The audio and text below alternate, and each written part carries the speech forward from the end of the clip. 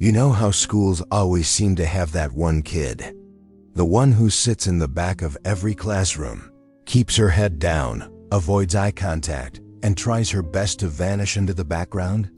That was Malia. Malia Johnson was a sophomore at East Ridge High, a small, mostly white school tucked in the suburbs of Pennsylvania. She transferred mid-semester, no one really knew from where, just that she came with a single backpack, no friends, and a reputation for being weirdly quiet. She didn't talk much, never joined clubs, and hardly spoke unless a teacher called on her directly. To most kids, Malia was invisible, but to Tyler, the school's golden boy, star linebacker, and unofficial king of the hallway, Malia was something else entirely. A target. Tyler had it all. Muscles, a flashy car his dad bought him, a squad of followers who echoed his every cruel joke, and perhaps most dangerously, a sense of invincibility. That kind of invincibility that comes from being untouchable, the kind that lets you believe no one will ever say no to you, and no punch you throw will ever come back to you. The first time Tyler noticed Malia was in gym class. She stayed in the farthest corner, did the bare minimum, and when it came time for group activities, she politely declined with a note from the nurse. She was, in every way, non-threatening. And that irritated Tyler. To someone like him, silence wasn't harmless, it was insulting. It was like she thought she was better than everyone. Too cool, too distant. And worse, it meant she wasn't giving him the attention he believed he deserved. He started small. A snide comment during lunch. "Hey Wednesday Addams, nice to see. You finally came out of your coffin." No reaction. Then came the textbook slap in science class. While she was reading, he walked behind her and smacked the book out of her hands. It clattered to the floor. The classroom went silent. Malia slowly picked it up and sat back down. No complaint, no tears, no fear. But that, right there, was the beginning of the end, because bullies like Tyler thrive on fear.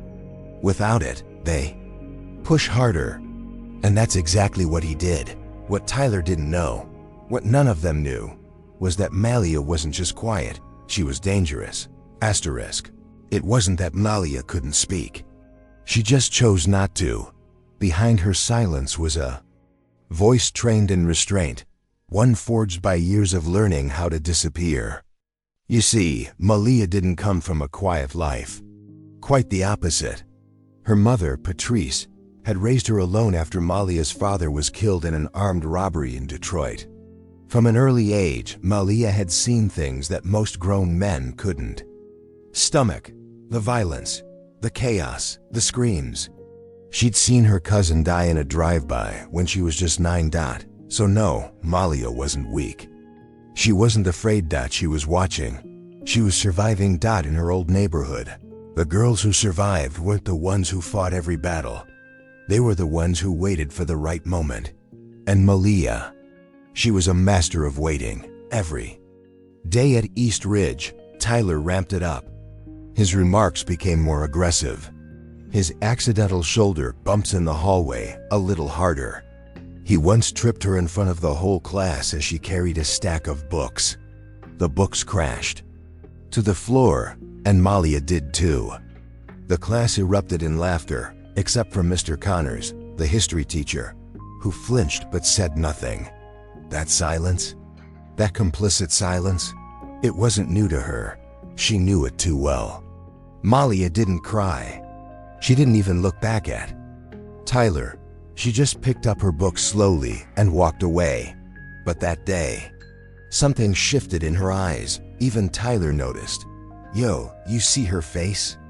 He chuckled to his friend Jason afterward, like a damn robot. "Freak," Jason laughed nervously. Even he was starting to think it wasn't funny anymore. There was something unsettling about her calm. Something off.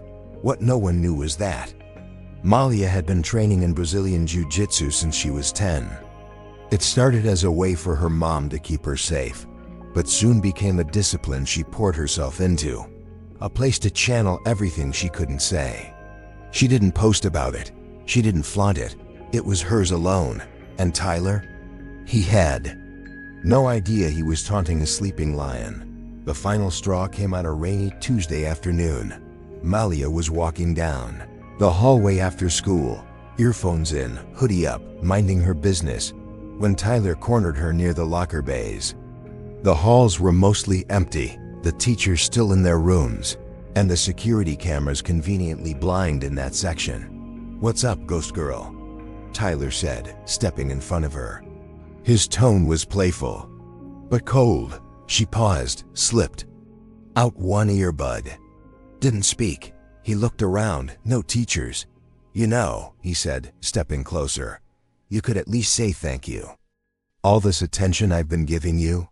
You should be flattered." She still said nothing. So he slapped her. Not hard, more like a sharp backhand across the cheek. The sound echoed. A few underclassmen froze mid-walk, unsure of what they'd just seen. One kid backed away slowly. And that's when it happened. Malia dropped her backpack. No expression on her face. She stepped forward, calm, silent, measured. Tyler blinked, confused. Then snapped. With one clean, brutal move, she gripped his arm, twisted it backward at an impossible angle, and drove her knee into his elbow joint. The crack was loud, sickeningly loud. Tyler screamed. The hallway went dead silent. He crumpled to the ground, clutching his now dislocated, maybe broken arm. "What the hell?" he howled. Malia stood over him. Her face was expressionless, cold. Her voice, when she finally spoke, was even colder. "Don't ever touch me again." And then she walked away, just like that. Seconds later, Mr. Connors and two other teachers came running from their rooms, having heard the scream. Tyler was rolling on the floor, pale with pain, gasping. His arm hung limp. "What happened?" one teacher asked. No one answered, but the truth had already spread like wildfire. The next morning, East Ridge High felt different. The hallways buzzed not with laughter or morning greetings, but hushed whispers, stolen glances, and texts being fired off beneath desks. Malia broke his arm. "Nah, dislocated it. I heard she used karate or something, like mame." She didn't even flinch. She smiled afterward. Of course, none of that was true. Malia hadn't smiled. She hadn't said anything except that one final sentence. But when kids feel fear, they exaggerate. They twist facts into legends. And overnight, Malia Johnson had gone from invisible ghost girl to myth. Tyler didn't come to school that day. Or the next. Rumors said he was in a sling and would need surgery. His parents were furious, calling the school, threatening to sue. But there was a problem. Actually, several. First, there were witnesses, students who saw the slap. Second, someone had filmed the whole thing. A freshman who ducked behind the lockers had caught the entire confrontation on video. Tyler stepping up, slapping Malia. And her counterattack, smooth, fast, brutal. The clip exploded on Snapchat, Instagram, even TikTok. By lunch, it had 40,000 views. The school tried to contain it, of course. Principal Hastings made a vague PA announcement about student privacy and not spreading violence, but it only made things worse. For once, Malia was being noticed, but not in the way she ever wanted. Some kids treated her like a hero. "Yo, you snapped on that dude," one junior girl said, giving her a fist bump in the hallway. Another kid whispered, "You should teach a class." Someone even put a team Malia poster in the girls' bathroom. Others, especially Tyler's crowd, glared at her like she was radioactive. Jason passed her in the hall without saying a word, his jaw tight. Two cheerleaders muttered something about crazy ghetto trash as she walked past. Malia heard it, didn't flinch, but what she did notice was that they kept their distance now. The assistant principal, Mrs. Carson, called her into the office by third period. "Malia, you do understand the seriousness of this situation?" she said, folding her hands on the desk. Malia stared at her, Yes, ma'am. You're lucky the footage shows he touched you first. If it hadn't, we'd be talking expulsion, maybe worse. Malia nodded. We'll be issuing a 3-day in-school suspension. It's protocol, even if it was self-defense. Malia nodded again. Mrs. Carson paused, lowering her voice. Between you and me, I've seen what that boy's done to other students. No one had the courage to speak up. I'm not saying I approve, but I understand. That was the first time an adult had acknowledged what was happening. But Malia didn't smile. She didn't want to be understood. She wanted to be left alone. After school, Patrice sat across from her daughter at the kitchen table. She'd seen the video. Of course she had. The entire neighborhood had. I thought we left this kind of thing behind, Patrice said, stirring her tea slowly. I didn't start it, Malia replied. You ended it though, in front of cameras. Malia looked up, her eyes steady. He hit me. Patrice let out a long sigh. She wasn't angry, not really. But she was afraid. Not of what Malia had done, but what it might cost her. You've got power, baby, she said quietly. That's not a bad thing. But when you use it, the world looks at you different. Especially when you look like us. Malia understood. Her mother had always told her, being black in mostly white spaces meant the rules changed. You couldn't just defend yourself. You had to explain. You had to be calm, even when someone tried to humiliate you. Because the moment you stood up, you became the threat. But Malia wasn't sorry. Not for a second. By the time Tyler returned to school the following week, the atmosphere had shifted entirely. He walked the halls with a fresh brace on his arm and a bruised ego.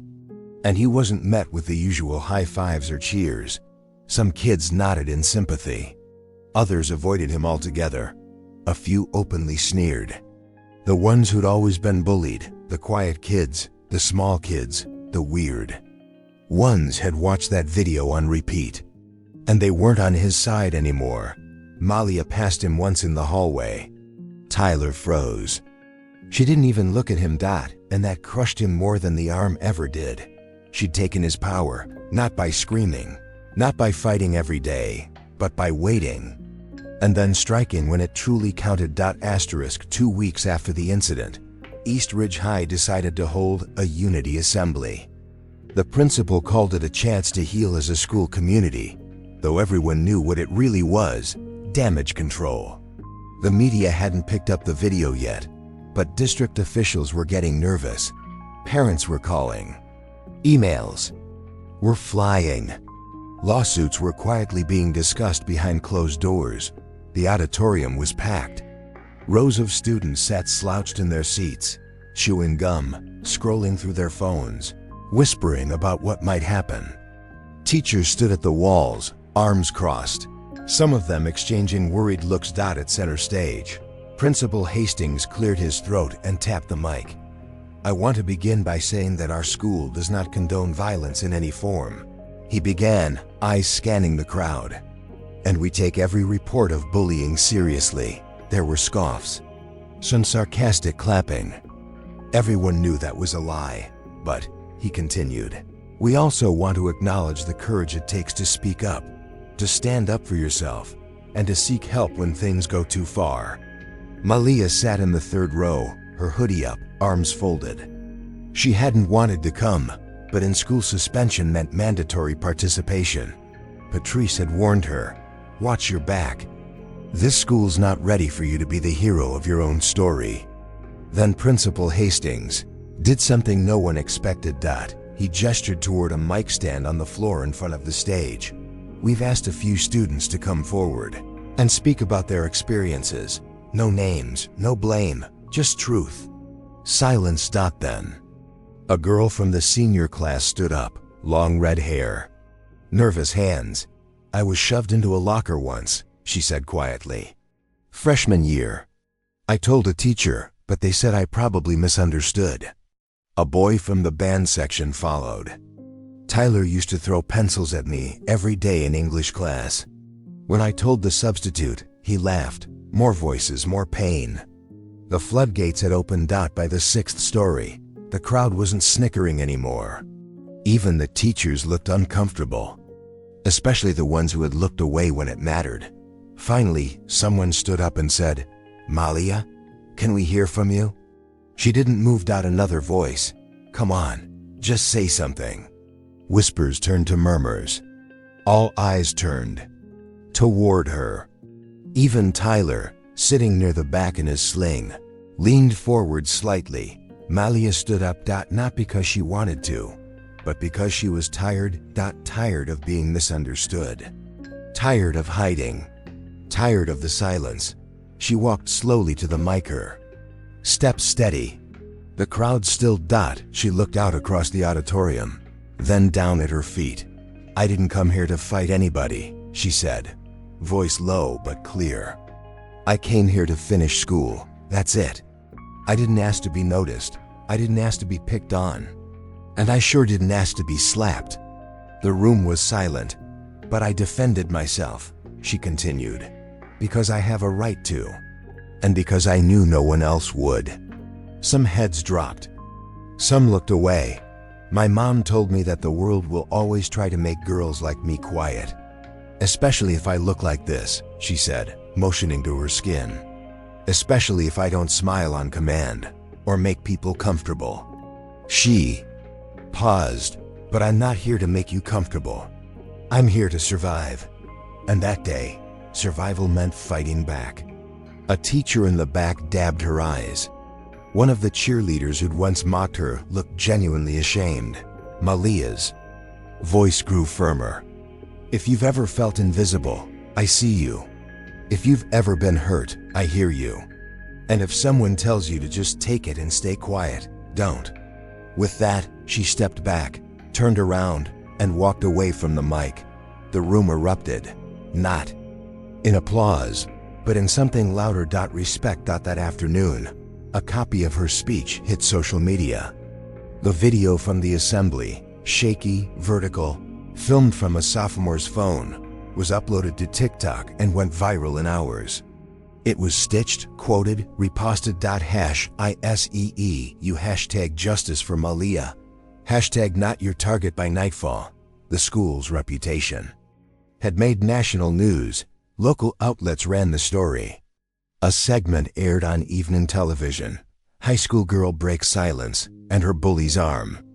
Tyler's family tried to save face. His father called for a school board meeting. "Our son is the victim of a violent attack," he said.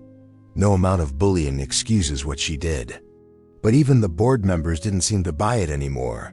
Public opinion had already picked a side, and it wasn't Tyler's. For the first time in years, Malia felt visible. But visibility wasn't what she expected. It came with eyes, so many eyes. Not just from classmates, but strangers online. Teachers looked at her differently. Some with awe, others with caution. Students gave her space in the hallways, not out of respect, but out of fear or fascination. Her quiet had once made her forgettable. Now it made her a symbol. And Malia wasn't sure which was worse. Her phone buzzed constantly, DM requests, tags, even interview invitations, local radio hosts, podcasters, journalists. "Can we talk to the girl who stood up to the bully? Would you be willing to share your story? We'd love to feature you." But she wasn't interested in being featured. She didn't do it for attention. She did it because it was survival. The night after the assembly, she sat on the couch, next to her mother, both wrapped in blankets, a muted TV flickering in front of them. Patrice scrolled through her own phone, lips pressed tight. "They're calling you a hero," she said finally. Malia didn't respond. "You're trending, baby. Like, really trending." Malia stared straight ahead. "It doesn't feel good." Patrice turned toward her. "Why not?" "Because I'm not a hero. I didn't save anybody. I just didn't let him hit me and get away with it. That's more than most people ever do." Malia clenched her jaw. Now people act like they care. But where were they before? Her mom was quiet. "I was alone when he slapped that book out of my hand. Alone when I hit the floor. Alone when the teacher watched and did nothing, Patrice reached for her hand. You're not wrong. People wait until someone bleeds too. Start caring. But don't let that stop you from owning your moment. You earned it. I didn't ask for a moment, Malia said quietly. I know, Patrice replied. But sometimes moments find you. The next morning, the school's counselor called her in for a wellness check. Ms. Gibbons was kind enough, but Malia could see through the scripted concern. We just want to make sure you're not feeling overwhelmed, she said, hands clasped on her lap. I am, Malia replied bluntly. Well, that's completely understandable given everything. Would you like to speak to someone? We can arrange a therapist. I already have one, Malia interrupted. Been seeing her since I was 10, Ms. Gibbons blinked. Oh, I'm not broken, Malia added. I just don't want to be your mascot. Double quotes, Ms. Gibbons smiled thinly. That's not what we're trying to do. But Malia could feel it. They wanted her to represent something now. Victim empowerment, resilience, justice. The quiet girl who snapped and taught everyone a lesson. But she wasn't anyone's lesson. She was just a girl who'd had enough. Later that day, she was eating lunch alone at the edge of the courtyard when a shadow fell across her tray. It was Jason, Tyler's best friend. She tensed. He cleared his throat. Mind if I sit? She gave him a long look, then shrugged. Free country, he sat. Fidgeted with the hem of his hoodie. Cleared his throat again. I wanted to say, I'm sorry. Malia blinked. I laughed when he messed with you, Jason said, not meeting her eyes. I didn't stop him. I should have. You should have, Malia agreed. Silence. I thought it was just jokes, Just messing around. But you didn't deserve that. No one does. Malia took a sip of water. Why now? Jason finally looked up because I saw the video. And for the first time, I saw his face like really saw it. He wasn't messing around. He was enjoying it. Malia didn't respond. Jason sighed. He's been different since you broke his arm. I didn't break it, she said. I dislocated it. Jason raised an eyebrow. That sounds worse. They sat in silence for a moment. Then Jason stood. Anyway, I'm sorry. For real. You didn't deserve that. He walked off. Malia didn't know what to make of it. Part of her wanted to believe him. Another part knew that apologies after consequences weren't always sincere. But for now, she'd take the silence as peace. Over the next week, things began to settle. Slowly. The stares continued, but the whispers faded. Students still gave her a wide berth, but now it came with nods, small gestures of respect. A few. Teachers even treated her with more care, perhaps realizing how much they had overlooked. But Malia didn't trust it, because the truth was, power shifts quickly. One week you're the ghost, the next, you're a storm. But the moment you stop being useful, the moment you speak too loud or take up too much space, they'll try to make you invisible again. And Malia? She was done. Being invisible. Spring came early that year. The snow melted faster than expected, and with it, something in Malia began to thaw. She'd spent months trying to keep her head down, trying to make herself small, and now, after everything, she found herself doing something she never expected. She signed up for the school's spring poetry night. It wasn't advertised loudly. Just a flyer taped near the library and a few posts on the school's site. The theme was change. Students could perform original work or read existing poems. Malia chose the former. Her name appeared on the sign-up sheet between two juniors in drama club. No one noticed. No one until the night arrived.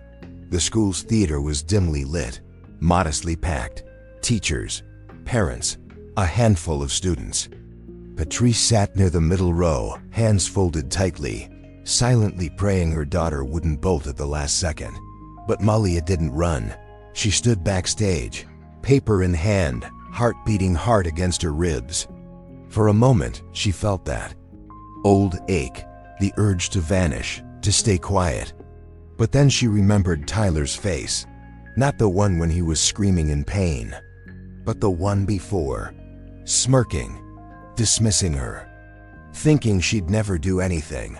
That face had lived in her mind for years, not just his, but the face of every teacher who looked away, every kid who joined in the laughs, every grown-up who said, "Just ignore them.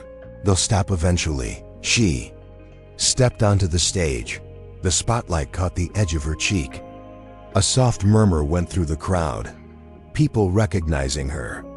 The girl, that girl, the one from the video. Malia adjusted the mic. She didn't smile. She didn't perform that, she spoke.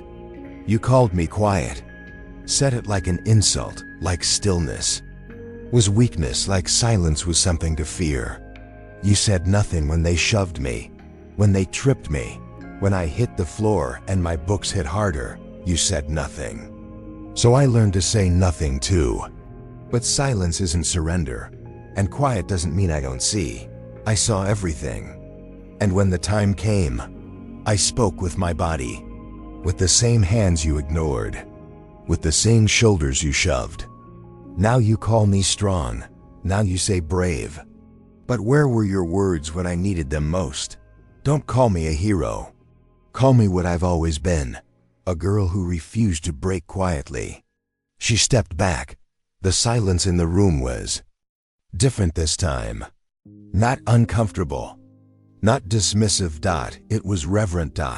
Then someone clapped. Another followed, and suddenly, the theater was filled with applause. Not polite, not staged, not performative, real, raw, earned. Malia nodded once, then walked off the stage. In the weeks that followed, something inside her shifted. She wasn't trying to disappear anymore. She didn't force herself to smile or speak when she didn't feel like it. But when she did speak, people listened. Her English teacher asked if she'd submit more poems for the school literary journal. She got an invitation to join the Women of Color Student Union. Even the principal, awkwardly, but earnestly, invited her to serve on a new anti-bullying task force. Malia declined the task force. She didn't want to be a poster child, but she said yes to the poetry journal. And yes to mentoring a shy freshman who reminded her of herself. Last time she saw Tyler was at the end-of-year locker cleanout. He walked past her, slower now. Not physically, his arm had healed months ago, but emotionally, humbled, smaller, maybe even sorry, maybe not. He didn't speak, just gave her a short nod. She didn't nod back, because this wasn't a story about forgiveness. It was about freedom. On the final day of school, Malia stood by the front doors, sunlight warming her face. A few kids walked by and waved, some just nodded. But she didn't need their approval. She had found something deeper. Her voice, not the loudest, not the most obvious, but unshakable, unapologetic. Her own. As she walked down the steps and out into the world, backpack slung over her shoulder, she heard someone behind her say, "Hey, that's her." She didn't turn around, she just kept walking, because she wasn't her anymore. She was Malia Johnson, and she was done being quiet.